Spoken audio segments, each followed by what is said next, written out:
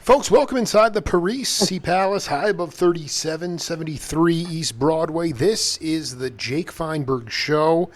Coming on Power Talk, thank you so much for making us part of your day today. And really, what a high honor it is to bring in a cat who was part of the milieu of this the scene that took place in our country's history, where there was it was pre-Beatles, it was pre-plugging in. It was this essence of being able to tell your story through country and blues music, singing about stories about seeing the land and being part of different communes and different collaborations musically. And ultimately, when everything did sort of synergize, come together and sync up, we were left with this incredible broad stroke of humanity that really were well-educated and also wanted to blaze their own trail away from conformity and towards individualism. And I get a chance today to speak to somebody who's still doing that on the bandstand today. She cut her teeth with cats like Mississippi John Hurt and Van Morrison and the Berkeley Folk Festival in 1964, and continues today. And it was just such an honor to connect with her on new media. Got a chance to break it down with her. Alice Stuart, welcome to the Jake Feinberg Show. Thank you very much. I just really wanted to talk to you right off the bat about this idea of Steve Mitchell, Ed Bogus, and Fritz the Cat. It's one of my favorite soundtracks of all time, and it's so funky and it's so cool. And so many of those guys, I mean, I've interviewed Bogus a couple times. For a 43-year-old journalist, I'm totally infatuated with that period of time in music. And I know you were already well into your career, but I just wanted you to touch on that specific project. Well, it was funny because I didn't even really know what was going on. They told me I had to be at the studio. So I showed up, and they said, "Okay, you're Fritz the Cat, and you learn this song here real quick, and go in and record it." Basically, that's what happened. I didn't even know it was going to end up on the record or in a movie or whatever. I was just like, "What is this?" That sounded pretty good, though. I hadn't heard that in a while. Well, I mean, how? Just based on the fact that you were you were assigned to Fantasy, that's who called you, or what was your... Yes, at the time I was. Were you, I just kind of wanted you to talk, I know that your upbringing sort of, I just kind of wanted you to talk a little bit about the jazz influences that you had growing up as a kid in Washington, and maybe, even though maybe it wasn't necessarily your type of music or the way you leaned into, but if there was a seminal experience you had, seeing, whether, could have been Brubeck or, Duke Ellington or, what were your jazz influences coming up? Well, not much, really. I was raised in a very small town. I'm talking 1,200 people or so. And it's a resort town now, and you can't hardly even get there. But it's a small town in Washington. We had nothing happening. No radio. We had TV when I was about 11 or so, 12 maybe. But, we had one channel, you know what I mean? And the radio was kind of non-existent. So I had basically no jazz influences, you know what I mean, until later. Um, and I did like some people well, some of Brubeck's stuff I like, and I like Count Basie, like you said, and darn, what's that other guy's name? He's was kind of autistic. Oh, darn it! I have to What think was about his? that for a minute. No, I mean, but looking back on it, did it behoove you to actually have no input when you were actually just trying to develop your own sound as a singer and player? Like you basically didn't have all this stuff flooding into you. Right, exactly. I had to move to Seattle before I started becoming aware of other music.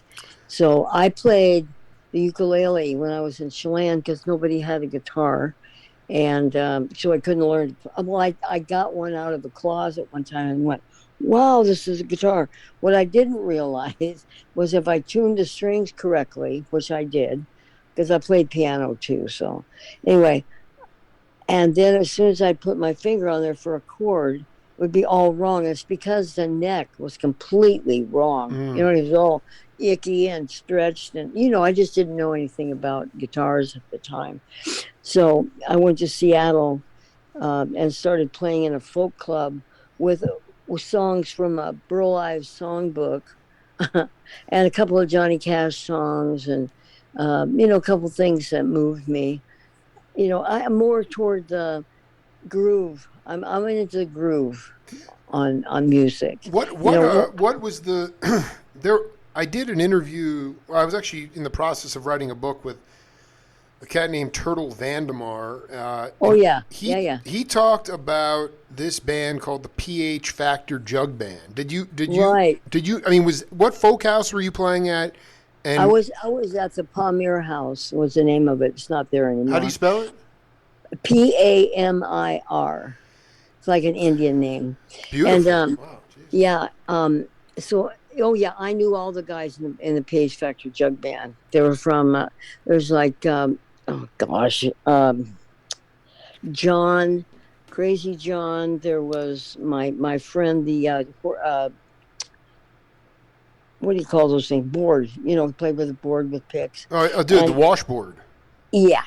I knew all those guys. John Brown. Yeah, yeah, yeah. It was pretty cool. But really, I was so bent on my own thing. Within 3 months, within about 6 weeks, I had a guitar instead of my um, baritone uke, and so I got a guitar. I started playing that, and within 3 months, I surpassed everybody else's ability. And it's not that something that I'm proud of or anything. It's just that that's how it happened. And I was like, well, this isn't working anymore. So then I joined some people who were doing something at the Seattle um, downtown center. Mm. The big thing they did for the World's Fair. So they had us in front of the oh, anyway, it was a big stage, and we had that on TV once a week, and that was pretty cool. That was at least had my abilities met my abilities better. Wow. So I mean, this was a what year is this? 62, 63? 60, yeah, 62 probably. Yeah. And this. So you're talking about. I mean, I just did an interview before you with Greg Osby, this great saxophone player. And we were just talking about, you know, the idea of having your own individual sound and the problem with the academy today, people coming out being clones of other people and sort of this homogenization of sound, mainly in jazz, instrumental Mm-hmm. music. But um, how did you talk to the audience about how you increased your technique and facility, but still made the music feel good? Because now, I mean, I'm 43, but younger cats today, they're getting off on like riffology and technique and facility and monster chops and how fast they can play. And you know Right. what? I wind up staring at the wall when that shit You goes know down. that You know, so turns like me. explain how you increased your vocabulary, but still made it feel good enough that people wanted to groove to it. Well, that's how I felt it. I've always hated those kind of guitar players that are blah, blah, blah, blah, blah, blah, blah. Yeah. It does leave me cold. Now somebody like what's his face? Oh God, my memory. The guy just died last year, and the band was basically built around him. He and his brother were in the band. Jeez, I wish I Wolf, could help Wolf, you. Wolf, Continue. It'll come. Wolf, Yeah. Wolfgang is his son. Wolfgang. Wolfgang. Anyway, he was Dutch. He was a Dutch The only guy. Wolfgang that I know is Bill Graham. Oh yeah. Yeah. You know what? Yeah. I was too early for Bill Graham. He just couldn't see it. He It's okay. couldn't. No. The great. I don't know if you know the bass player Leland Sklar, the big beard, but he with James Taylor. I mean, his first band, Bill Graham was his manager, and obviously his first name was Wolfgang, so they called their band Wolfgang. Oh. But yeah. So you've never been into the the people that are just flying around. I mean, there's a point where you can play a lot of notes or you can play a ballad, but it has to feel good. And you talked about your proficiency just getting speeding up a lot, but yet you basically maybe were just learning. How did you learn records off the turntable? I mean, how did you? No. I just if I wanted to do a song, I would just listen to the song and then interpret it my own way. Can Like you give an example? one, Yeah, this is great. well, one too many mornings, for instance, Right, Bob Dylan's song. right. I do that completely different, and I never meant to. It wasn't like, well, I'm going to change this because I'm smart enough to do it. It was just a thing where I've always done my own, somebody else's song my own way. You know what I mean? I don't do too many people's songs. Like I did Boss Man. I did um, You're Gonna Make Me Lonely. Bob Dylan is I'd say, one and only idol. I have loved him ever since his first album, which a lot of people aren't even aware of, his first album. And What was that? What was the name of that album? oh God, good was it introduced? No, I think it just was Bob Dylan. Just self-titled, yeah. I think it was, but he had songs on it that I was doing, like House in New Orleans and saying, which kind of took the steam out of me because I just kind of didn't do it anymore because they did it. I mean, he did it, and then the Animals did it, and I thought, well, I'm going to stop doing that one. But he did lots of, and I just thought this guy has an ability to just send it out there and send it out there in the just, you know what I mean? A lot of people. I dig it, man. I mean, I can't sit here and be like, the timing was amazing. He's just reinvented himself every step of the way. It's funny. I mean, my name is very Jewish. I'm only half Jewish, but my favorite freaking period, and because I've interviewed Keltner and Tackett, Spooner Oldham, all the guys that were in when he did this conversion, yeah. And like when you listen, like he's like, I remember Tackett saying, like, he's like, Bob was like, I'm from the Spirit Church. He's like, I'm not part of the Bill Graham crusade or the the Crusades and this, and I'm not part of the evangelical movement. He goes, I just want to be in the Spirit, and you listen to that music and his interpretations of biblical stories and stuff, and it's just burning. It's burning music. It doesn't sound exclusive. It doesn't sound pompous. There's no vanity. It's burning, and and that's what I get off on. But yet the guys just has done it consistently, decade after decade. It's just really pretty remarkable. But you really wanted to. If something got a little bit too popular, you seem like you kind of went the other way. Well, it's only that I was doing it, but if I had done it after that, I would have been compared to the Animals or to Dylan or something like that. It doesn't matter. Like One Too Many Mornings has been recorded by a lot of people, but frankly, I think that mine is one of the best because it's not. it's just emotion. It's all about heart, and that's what I've done. And as far as getting good, I just practice these things. I heard something by God, who did Statesboro Blues first? This is terrible. I'm having a terrible You're doing memory great. problem. You're doing fine. Don't worry about it. Okay, well, anyway, I learned it from the original recording, and I was just blown away. Well, how is he doing that? How is this working out? And I tried something because I listened to Mississippi John Hurt, um, and there's this one tune, and I wanted to do it. Zachary does this tune exactly, and I wanted to do it, and I wanted to get the same da da da da da da da. Well, I did it in C. He did it in D, which made it, which I found out years later, made it much simpler, but it it wasn't mine. You know what I mean? It was cool. It was just I just went, my God, that's so easy, da da da da, easy in D, but not in C.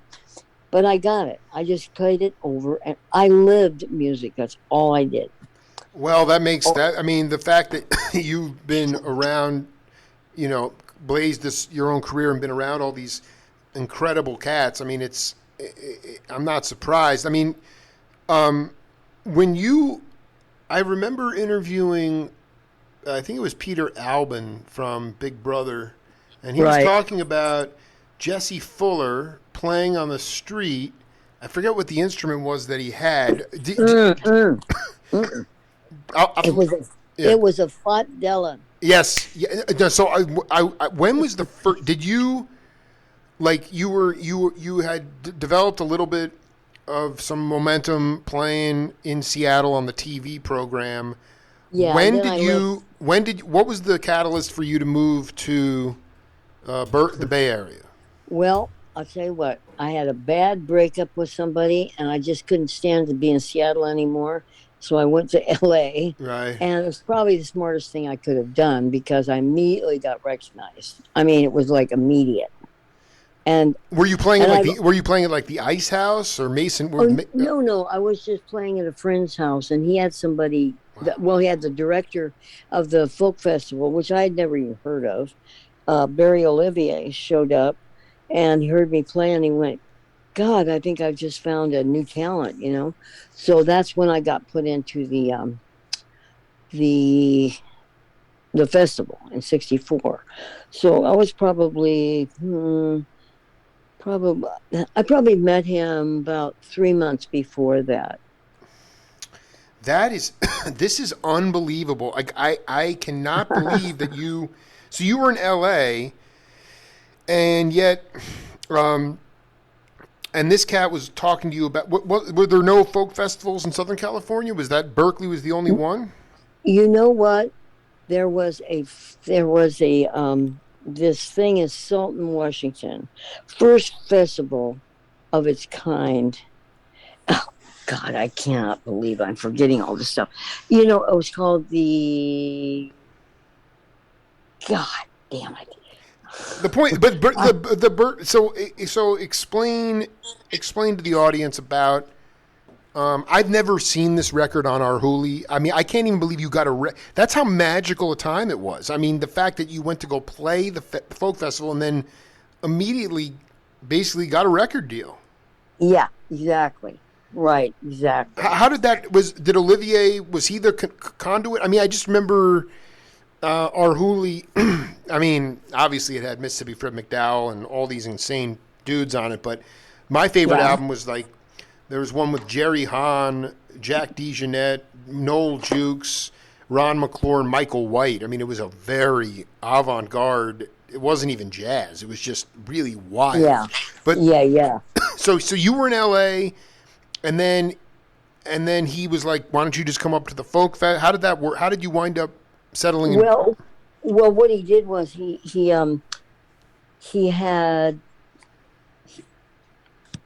me come up to Berkeley for 2 weeks and do gigs. Okay, so I did gigs, and I'm looking right now at these posters because this is where I'm going to find this thing. Good, yeah. Yeah. Because this was the first festival anywhere. I'm just trying to. Honey, do you remember the name of the festival that I was in up here, and then I came back and did it the year after? Do you remember?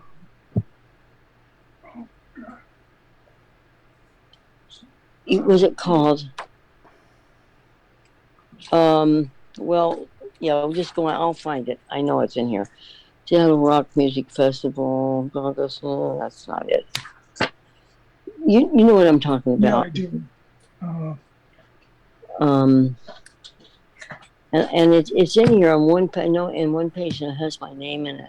It's not Seattle Pops. Not that. It's not. It was like a hoot. It was like a hootenanny or something. Or Oh no! It's a huge festival. it was Huge like festival. Monterey Folk Festival, maybe. No, it was in Seattle. Oh, it was in Seattle. All right. So yeah. We're gonna find it. Well, anyway, it was the first festival. I think. I was in that before. Yeah, I was. I was in that before I went to California. Sky River. Here it is: Sky River Rock Festival and Lighter Than Air Fair. Wow. What year was that? That's what I'm looking for. Was a year That must have been here? like 62 or 63. Oh, maybe not. Maybe I'm wrong. Okay, it was Labor Day weekend, 1968, a full year earlier. Okay, so it was the outdoor festival, first outdoor festival. That's what it was. Yeah. So, Walt Crowley. who? Walt Crowley did a. Walt Crowley. Yeah. So, anyway, yeah, I'm glad I got that. I was like, dang it. So Yeah, it was. So that was 68. yeah, that was and quite a bit later, though. It was. You're right. I don't have a timeline. You know that. No, so I mean, just in general, though, like when you went down to Los Angeles, how he was just like you were clearly a talent, and he said, "Come up for the folk festival," or did the Arhoolie record date happen? Which happened first? No. What he said was, I want you to come to the Bay Area and do gigs with me for 2 weeks. He didn't mention the festival. And I said, okay. So I came and I did the gigs that he wanted me to do. And when that was over, he took me out to lunch and said, would you like to be in the Berkeley Folk Festival? That's when he invited me. And then he basically talked Chris from Arhoolie into, Chris was never a folky, well, it was folky, but he wasn't really into folk singers or anything else. But he liked me because I was different. Wasn't like, you know what I mean? It's hard to explain. Well, I mean, you kind of were. I mean, what would you consider to be? First of all, were you playing like Mandrakes? Like what clubs were you playing in Berkeley? Oh yeah, I played Mandrakes, the House in New Orleans. Oh, I love that stuff. Yeah. Because I mean, when you look back on it, even though this was before people really plugged in. I mean, nobody was plugged in yet. It was still acoustic music. Right. What were the in your mind, the aesthetics? I mean, I've interviewed Peter Yarrow and everybody from the Queskin Jug Band, and I mean, it was kind of like I don't like to use the word skiffle player because you clearly were not. But what was the intangibles to be an authentic folk musician at that time? You know what? I really don't have a. I mean, did you have to be self-taught? Did you have to? I mean, No. You could be anything. It's just that the people. This is funny. The people in Berkeley. See, I was a nobody. They didn't ever hear of me before, and all of a sudden, I was in the Berkeley Folk Festival, and they were all pissed. I mean, they were really mad because I got in and they couldn't. You know what I mean? They weren't. I did. Yeah. No. Absolutely. Yeah. So, like, you were different. What does it mean to say you were, at that time, Alice Stewart was different? Well, I just did things nobody else did. I liked, when I went to New York, I liked Judy Roderick, beautiful person, and she was good. But okay, for one thing, I played guitar. I didn't just stand there and go pluck pluck. I actually played it. Right. You would stretch out. Yes. Yep. So I'm sure that has something to do with it. What was that experience like? I mean, was that the first time you met Garcia? Oh, I loved him. You know that? I know. Well, I mean, No. Jerry's looking down on us right now because the other cat that I didn't know if I told you this I mean, I had your records on one of them on Fantasy had the great John Kahn on bass, and those guys were both. Yeah. I mean, Jerry. I never saw the Grateful Dead. But Jerry and John Kahn have been pushing me forward on this journey for 11 years, and they are looking down right now and smiling ear to ear. So please tell me about meeting those, because you know what's so cool is that they, and Jerry especially, would recognize a player right off the bat, and that was the point. Is you weren't just plucking a note here and there. You were picking. Yeah, exactly. But I never thought of it that way. However, you know why? Because I was so intent on my just getting better and doing my thing, and I wanted to play with other people, which was kind of hard to do. But that's when I met Jerry, when I started playing electric. Can you talk about how you wound up meeting him? I think we played the same club in San Anselmo. The Lion Share, but that's quite a bit. So, but here's the thing. That's way later. Yeah, way later. You met because you met him at the folk festival in '64. Is that right? No, I don't think so. I was shy. I was very shy, so I didn't walk up to people and go, "Hey, I'm so and so." No. He wasn't in '64 anyway. Really? He might have been in the '66 festival.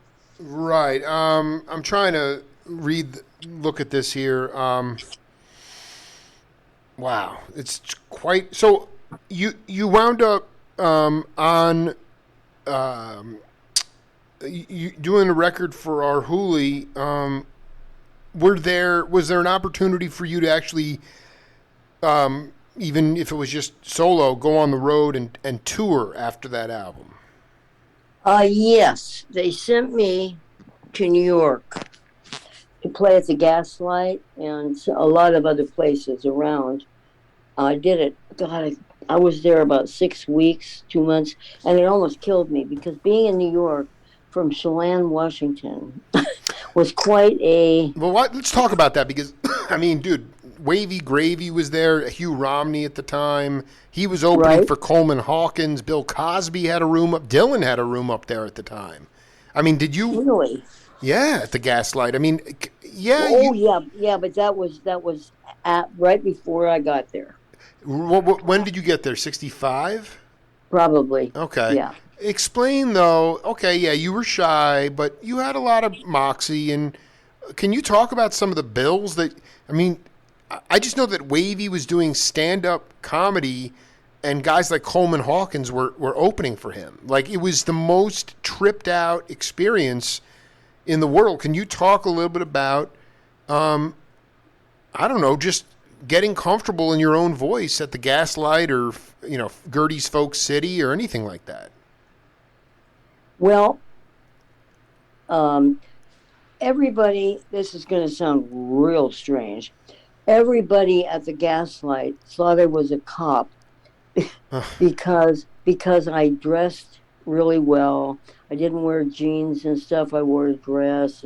In Seattle, you could not play in a club without a dress. Right, you had to look interesting. You couldn't be that was before hippie. You couldn't be you weren't a beat though. You weren't walking around with like weeks old suits on and stuff.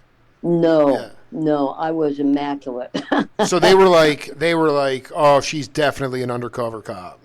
Absolutely. And you're like, no, I can actually play, I said, you guys weren't even nice to me. I mean, I came and played in the club, and then I went back to my hotel. That's exactly what happened. It wasn't like anybody said, oh, let me show you around.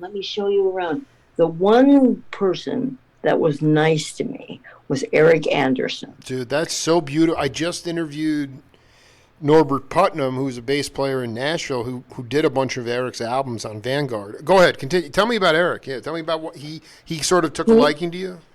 Yes, yes. He came to the club one night and saw me, and they said we should get together. And so he came to my hotel room, and we wrote a couple songs together, and we just really liked each other. And then his girlfriend, which was the only other guitar player in the States, the only other woman guitar player. Okay. In the United States? Absolutely. Whoa, this is really big. What was her name? Her name is Greenberg. She was married to Eric for a long time. Her last name was Greenberg? Yeah, I think so. And you're telling, so Alice Stewart, but again, this is pre-amplification, right? Yes. So, okay, so you were about to finish the story. His girlfriend... you can't see her anymore. You can't see her. So she put the kibosh, she got jealous and put the kibosh on it. Right. Wow. This is really remarkable stuff. It's terrible. It was terrible for me because he turned out to be my only friend in New York. I was like, except Judy Roderick did take me in for 2 or 3 days when I didn't have any. She said, no, get out of the hotel, come to my place. And that was great. That was the other friend I had there. Did your I'm just like you had a budget to stay in the hotel? You weren't it wasn't coming out of your own pocket. I mean, you were No. Well, they gave me money. I'm just kidding. No, I'd like you to talk because it's so fundamentally. I mean, you know this because you probably cross paths with younger players, but the way younger cats are treated now. I mean, basically, you have to pay to play. You can play for the door. If you're actually going to make any money.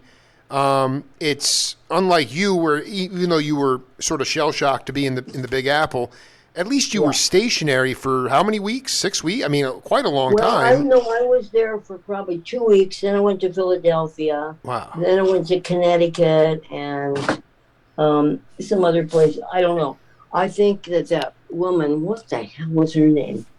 Green, maybe Green. Green. I mean, this needs to be documented. You're telling me there were no other women that were playing instrumental, like solo, like leaving the head of the tune and going out? Nope. That is so. But the point is that now, at least you had 2 weeks in a different city. You could kind of, even if you were a little bit shy, you could get your name out there. People would kind of now, cats, if they want to make any money, and believe me, it's very little, they have to get on a big bus and do 30 shows in 34 different in 34 days in 30 different places. And so looking back on it, even though you were overwhelmed by the big city, although Seattle was a pretty hip place, but not New York. But what were the advantages for being, even though you were kind of just out there, what were the advantages, at least for the early part of your career, having that exposure on the East Coast? Well, for me, I had a nervous breakdown on the way back. Oh, I'm sorry to hear that. Jesus. 6 weeks probably touring all around and then doing it twice. I played with John Kerner in Philadelphia. He played and then I played. But I kind of tried to get close to him, but didn't really. He was a weird guy, kind of. Not real friendly, Right. Okay. So, I mean... Plus, I was an anomaly, and I know that now. Okay, I want to go back to because, okay, aside from having instrumental prowess, what else made you an anomaly? I mean, it's not like you were... I mean, what your voice was distinct. I mean, there were many folk singers that had interesting voices. What made you an anomaly? Well, I think it was the fact that women just didn't do what I did. I do. And they didn't, if they sang, they didn't really play. You know what I mean? They just kind of strummed or picked or whatever. But I took every song as a, that it could be a vehicle for instrumental music. Right. That's very hip. That is extremely hip stuff. Now, did you before, when you were still unamplified, did you have a chance to play with a rhythm section at all, upright bass or drums, or was it always just you solo and picking? Well, when I was back in Berkeley, I was in a lot of acoustic bands where John Shine. This isn't the famous John Shine. This is John Shine, just a player, and me and Jack O'Hara, who lives in New York now. Wow. Whoa. What did he play? Bass and guitar. Was he playing washtub bass or upright bass? He played just regular electric bass. Oh, he was actually plugged. He was amplified.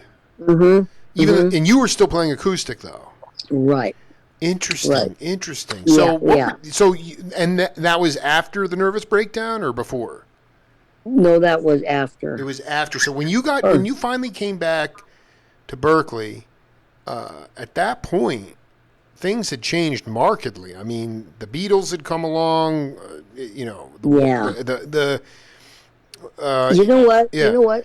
I got that wrong in a way. I think that playing with the people in Berkeley was before New York. It had to be because I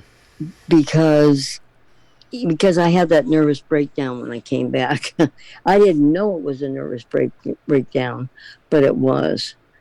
You played in trios, like at the folk festival. Did you play in a trio, or was that solo? I did one time play. The last time I played there, I played in a kind of a stupid jug band because it was I had gotten married on my breakdown. I had to get out of there. It's like I just had to get out. So this is so silly, but I have a wonderful son because of him. Yes. I'll say that for him. But anyway, it was a band he wanted to do, so we did it. And I was basically playing all the guitar, and he was playing, I don't know. I don't even know what he was playing. Probably mandolin or something. And then there was another guy on. Okay, there were four of us. So there was a washtub bass player and a kind of a little drummer guy, but not really a drummer. You know what I mean? Just banging on something. I don't even know what it was. It was terrible. I was so embarrassed. And I know that Barry gave me that chance because he knew I needed the money. I know it. I know that's it. So that and then again, this was after New York or before?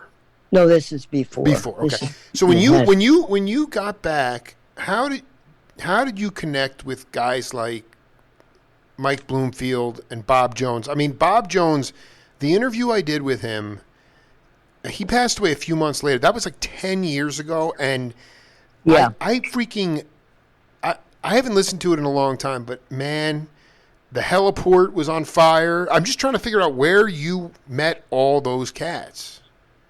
Well, I put out a thing on, God, how did I do that? Must have been in the paper. I said, I'm looking for accomplished people to be in my band to further my first album, which was Fantasy Full-Time Woman. Well, hold on for a second. You can't just gloss over that. I mean, you're telling me you just waltzed back into San Francisco and wound up at Fantasy Records? Well, no, that was later after the whole nervous breakdown. I understand. Thing. No, but I mean, like explain, like Saul Zaentz and where Fantasy was located in Oakland at that time. Like, how did you even get connected with them? I lived in this house. Believe it or not, I just walked into this house, never paid rent for 8 months. This is classic. I had no water. I mean, I had water. I had everything I needed, so it was all hooked up. And the guy that lived above me was Ed Bogus. Ed Bogus So, lived above. This is yeah. legendary. Dude, that dude is a genius. He is ridiculous how smart he is, man. Yeah, that's Hold on, true. he was playing with Country Joe McDonald. He was No. playing. He's on some fiddle. He plays fiddle on a couple of those Vanguard records. You're kidding. With Country Joe and the Fish. Excuse me. Yeah, with Barry Melton. So I'm sorry. You moved to the East Bay when you got back. I moved. No, I just moved a couple blocks from Telegraph Avenue in Berkeley. Okay, so Bogus lives above you, and one day, Yeah. how did that? You guys got to. Well, he said, "I hear you play music down here, and I'm wondering if you are interested in a record contract." What the heck is that, dude? That is wow. Yeah. Wow. Yeah. So then I went to This was a mistake of mine, was going to Fantasy. I had a chance to go with Columbia, and I just took the quickest thing I could get. It was just, it all happened in such a blast of, just happened. I know. Just happened. But I mean, at that time, where was Fantasy located? In Oakland. So They had a little crappy studio there in Oakland. I actually, you can say what you want. I mean, there were plenty of cats who wound up on Columbia and nothing happened to them either. So I don't think that going That's true. I mean, because I mean, there were some really funky things going on at that original studio. Jim Stern was the engineer over there, if I remember correctly.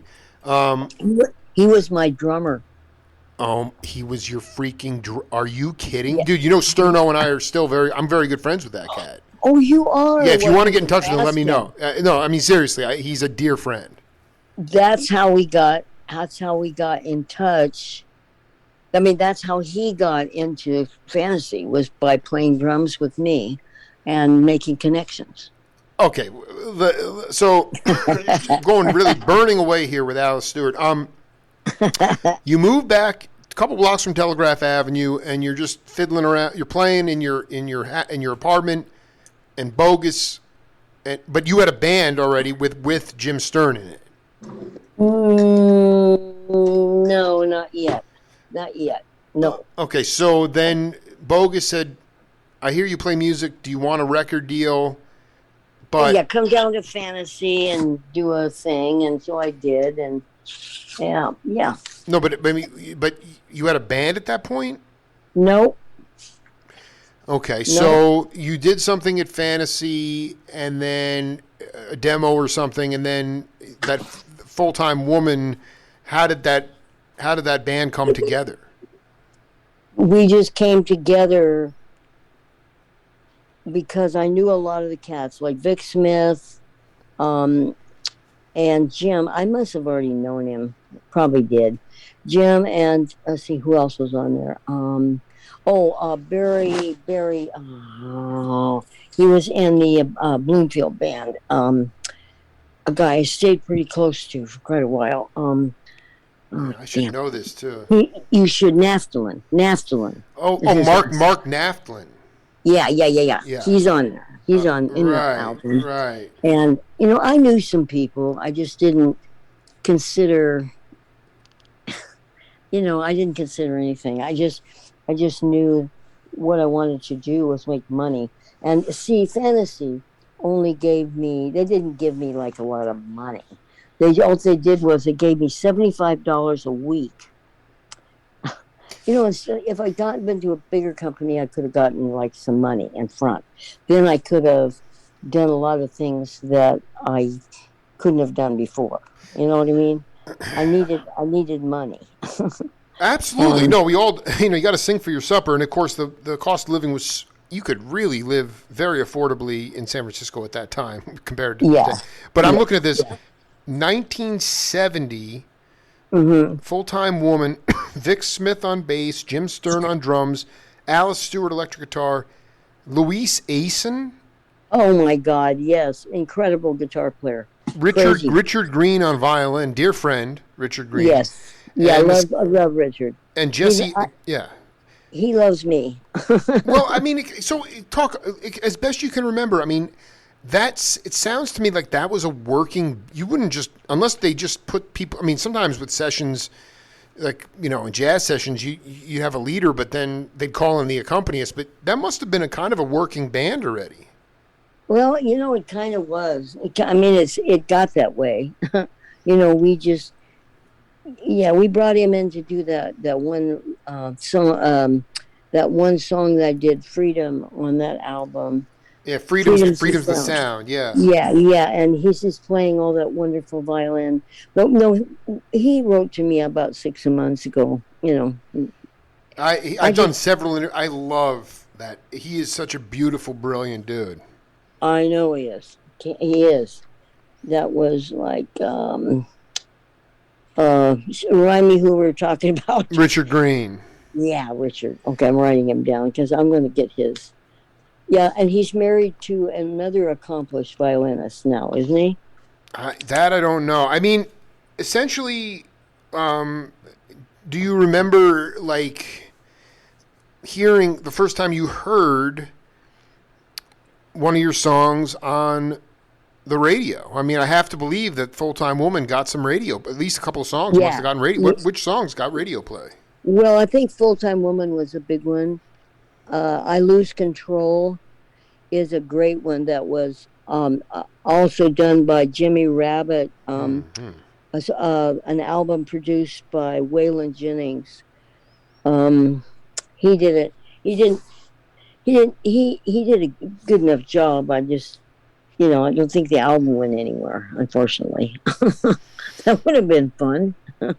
This is amazing. So, I mean, but can you talk about what your memory of like? I mean, there was, I'm blanking on the call letters now, but Sly Stone was a DJ. There were a lot of different radio stations. What? No, was that in San Francisco? Yeah, KDIA.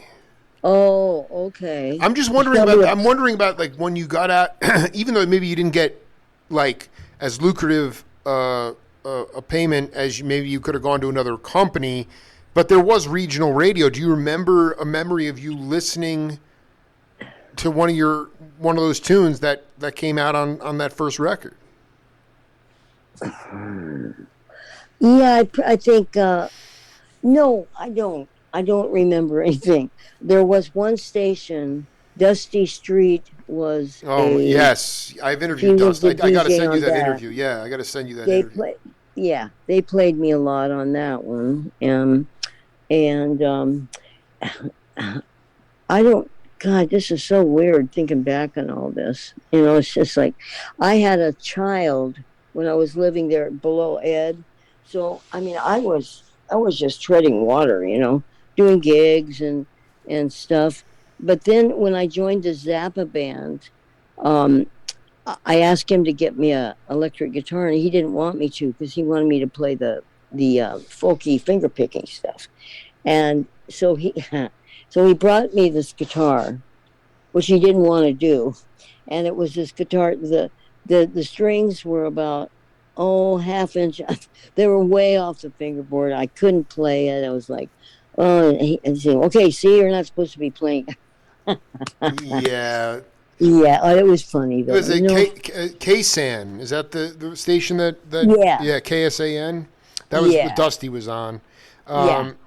That's pretty. I had gone out with Richard before that album. I had gone out with him a couple times, so I'm trying to remember. But we were fairly close before that happened. Then I asked him to come and play on that tune. You mean you had gone out on tour or what? No, just gone out with him. Yeah, no, he was. I mean, dude, because he was playing the Jabberwock quite a bit. You must have played that in Berkeley. Oh yeah. Yeah, because he almost took out. I think he almost took out Herb Peterson's eye with an up bow one night. Grisman was there. There was a really. It's pretty cool that you. I think that the coolest thing is that those cats really respected you as a musician. Can you talk about the formation of Snake? How did that band come together? Well, I had put something in the paper about looking for a band, and so these guys contacted me, and it was they had a band called Southern Comfort. Oh my They God, dude, said, it's my dude. Ron Stallings, man. "Oh my My God, my hero, oh my Ron, God, freaking the greatest singer, and there was Steve Funk and yeah, a dear yeah, yeah, friend yeah, John Wilmuth and then Fred Olson and I mean never met him, but John Kahn and yeah, Bob Jones, of course. yeah, yeah, yeah, yeah, yeah." Well, anyway, that disbanded, and so they came to me and said Carl Severide was playing bass, Bob was playing drums, and Steve Funk was playing piano, and Fred was playing guitar, right? Well, Fred and Steve weren't interested.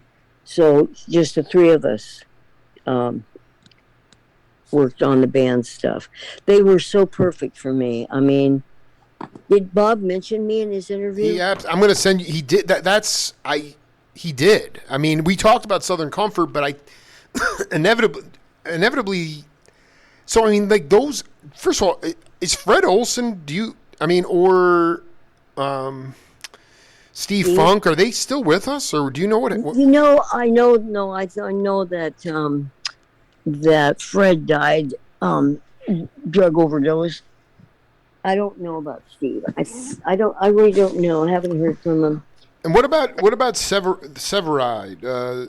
Sever. Oh, I love him, Severide. Yeah, he's in Oakland and he's well and plays with the symphony there. I And mean, I would love if you could connect me with him. I would love to do an interview with oh, him. sure, I love him. Alice, I mean, at the end of the day, like, everybody, we live in these very precarious times now, but I just wonder, looking back on it, you know, looking back on your career now, how would you sort of, for people that are going to listen to this in 50 years, and, what do you want them to know about what you tried to bring to the bandstand on a nightly basis? What I guess ultimately that, and what would be your advice to younger cats about trying to find their own individual voice, not necessarily singing voice, but on their apparatus? Boy, that's a hard one because I think it's like my husband continues to think that I am a jazz artist, and he said because you change all this stuff, and when you're playing with a lot of people and you try to change something, it kind of messes with him a little bit. But it Yeah, but never did. that's the legendary never playing the same song the same way once. Right. Right. That's great. Yeah. It depends on the mood. The last band I had a drummer who had a timekeeper kind of thing where it showed him the time of each song. And so one night I said to him, I want to do this a little faster. And he said, nope, we do it at. He absolutely refused to do it. Yeah, And see, that, I like that to me, Bob. I mean, people. I love. I mean, that's one reason Garcia probably loved you because, like, I mean, like, I don't have issues with tempo shifting. I don't. I'm not a musician, so whatever. But it's okay if it's a little bit loose, or if you catch somebody off guard. I mean, there are no wrong notes. It's only if somebody freaks out and you don't go in that direction. exactly. Exactly. Yes. Yes. And I'll tell you what, that group of Snake, those guys believed in me. And we had a very cool connection. We all got paid the same amount. We all, it was all very community oriented. We were really, really good. And then Bob and I broke up, and that caused problems. Oh, so And you guys were actually together. yeah, yeah, yeah, yeah. Interesting. So was Bloomfield around at all, or did you share bills? Oh yeah, yeah, yeah, yeah. Did you wind up yeah. on bills with those cats, or I mean, can you talk like the Snake Band? Well, what I did was Bob played drums with him a lot, so I would go with him to these gigs. Oh, wow. Yeah, so, and I loved him because Mike was a mercurial guy. He one night he might be absolutely awful. You know how you say to yourself, "Oh, I didn't do very well tonight," but 98% of the people thought he did fine. Yeah, Yeah, right, yeah. but no, everybody knew when Mike was off, man, because he didn't have it. He did not have the spark. And other nights he just blew your mind. Oh, So man, that is so. At that time, I would have to but believe. Yeah. we lived in Marin. So We lived in you know Marin. about the heliport, right? I mean, that's where all the Oh, yeah. the jam set. Yeah. You must have been down there jamming. Well, I was down there with Richard a couple times. Yeah. That is so great. So I mean, because at that time, John Kahn was playing bass with Bloomfield, I think. With Bob. Oh, really? With Bob. It was Bob. The rhythm section was Bob and John Kahn. There was. Might have been. Yeah. Wow. Yeah. Wow. So I mean, did Snake, did that band ever get a chance to do any domestic touring, or did you just stay regional? No, we went to Europe twice. We went to we were in London, we were in England for quite a while. Then we went to Germany, and then we went to Amsterdam and Rotterdam, and it was pretty cool. I loved that. It was so fun. You know, when I got back, everybody was like, "How did you get that deal?" Fantasy put it together. I don't know. And then I talked myself into, I actually did something very advert for me. Okay, we got another chance a couple of years later, or a year later or something. I was opening for Van Morrison for a few shows in LA, and maybe, yeah, I think that was it. And so we were talking to his manager, and he said, "We'll take you with us if you can come up with $5,000 bond." And my manager called people, called it, and he finally came in one day. He said, "We aren't going because I can't get the money." And I said, "I will get the money." I called John Fogerty that minute, and I didn't even know John. Okay, Jesus. I mean, we were at the same company, Sure, but we both hated where we were. And I said, "I have a chance to get off of this company." And he said, "How much do you need?" And I said, $5,000. He said, "Come to the studio. I'm here now. I'll give you a check." No shit. It was that quick. Boom. What? Had the money. I'm sorry. I'm sorry. Why did you even need to come up with that to begin with? Because you have to bond all your stuff. I doubt if I had to do anything. What actually probably happened was who knows.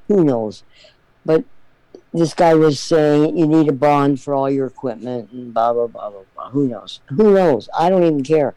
I still don't care because we got to go. Well, so the point is, you came up. You called Fogerty. He must have known you from the label. He wasn't like you just. Oh, no, he did. No, he knew. So he's like, come down to the studio. Here's the.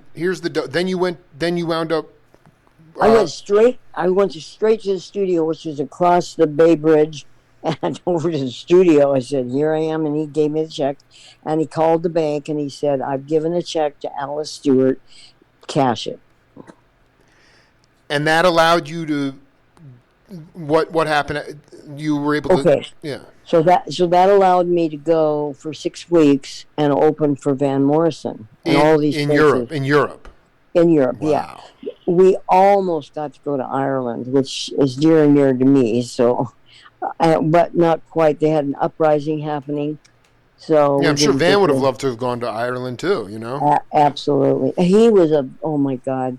He was in a terrible shape as we on that tour. He had kidnapped his daughter. Oh my God. This is so funny in a way. And he had wooed my roommate, Norma, into coming with him, and she thought it was like romantic, and really it was to watch the kid. Dude, Van, dude, what a user, man. Oh, it was bad news. But anyway, he was also not reachable. He got to the place where we were playing, a big hall. He got there right as I was finishing. He never heard my set. He never even offered to hear my set. Um, he was in a weird mood. So I know people go through weird stuff. Yeah, no, I've talked to enough guys that from around that time period with Van, and he could be catatonic for 2 days and then get up and literally knock out a whole album of songs in one day. It just was, I just want to read this. It says, Guitar Player magazine featured an article on Alice Stewart in 74. Rolling Stone profiled Stewart in 75. Guitars of the Stars. She was mentioned alongside Chet Atkins, Mike Bloomfield, David Bromberg, Jose Feliciano, Bonnie Raitt, and Doc Watson. That is some pretty damn good company. So, just going back to the idea of what would be your advice to, because today, Alice, we are inundated with so much visual material, especially on sites like YouTube, and so much of that material is very mediocre, which is not the same. I mean, for you to get a record deal and for you to make a record, there had to be a certain bar you had to cross over in order to cut a record back when you were coming up. But as it relates to finding your own individual sound, what would be your advice to younger cats who are hungry to do that?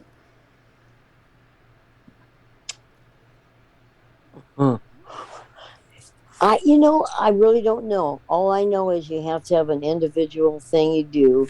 It has to be something that knocks people out. It's not quick guitar playing. It's honesty and heart. And that's all all I've got. I love it. I love it. Give it all your heart. I mean, it's not an intellectual process. No. Yeah. And tell me a little bit about like coming out of this. I mean, you could say we're out of the pandemic or not. I mean, it's just sort of like, how do you feel about performing live? How anxious or how much live performing are you doing these days? I'm not doing a lot because I'm recovering from a car wreck that I was so sorry to hear in. that. Jesus. It has been such a bummer. I got in this car. Well, it was a pedestrian thing. I was locking the car of my door, my door for the car, and this car just came straight at me and hit me. Lost its mirror. But anyway, broke my arm in 3 places, screwed up my back, hurt my ankle. I mean, I was just, I was a wreck. Because you know what? Times in the pandemic, I had to wait 18 hours in the emergency room. I'd kind of try and sleep there because they couldn't find me a room, right? So I couldn't. This happened during the height of the pandemic. Well, yeah, January 7th. We were almost out of it by then, but the hospitals weren't, apparently. January of this year? Yeah. Wow. Yeah. Unbelievable. Yep. But now, how are you doing as far as road recovery? I am trying. I've been to massage therapist. I've been to chiropractor. I just started physical therapy at the hospital.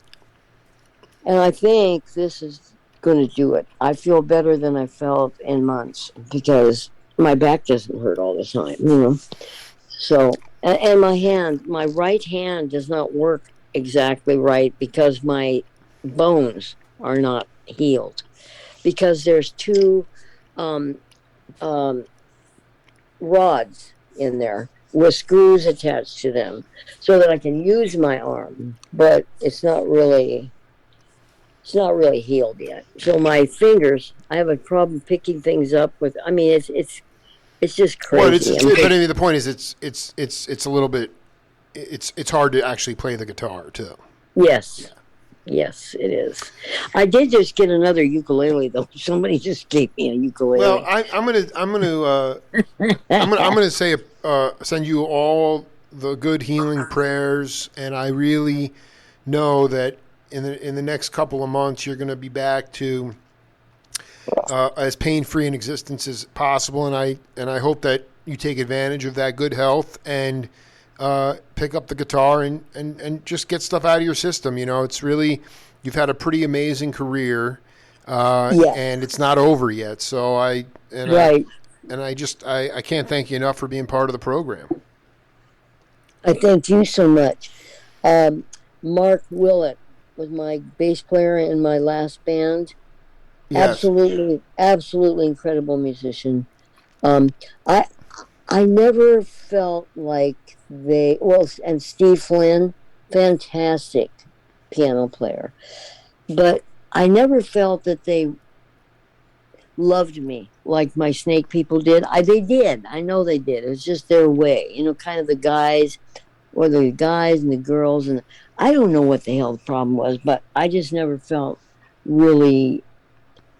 I think they just didn't thought maybe I'd get big head or something.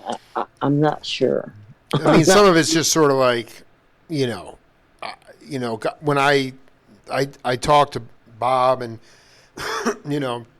guys like John Kahn and Mike Bloomfield, Jerry, Yeah. they were secure with themselves. So when somebody comes along like you, who kind of doesn't really necessarily have really great intellectual explanations for how good they are, they're not insecure about that. They're interested in playing with you, and from that, love coalesces. And that's about as simple as it can be. I mean, you were hanging with the heaviest blues and rock musicians in the Bay Area at that time, and you get together with other musicians, it's not the same because they're just not as secure with their own playing.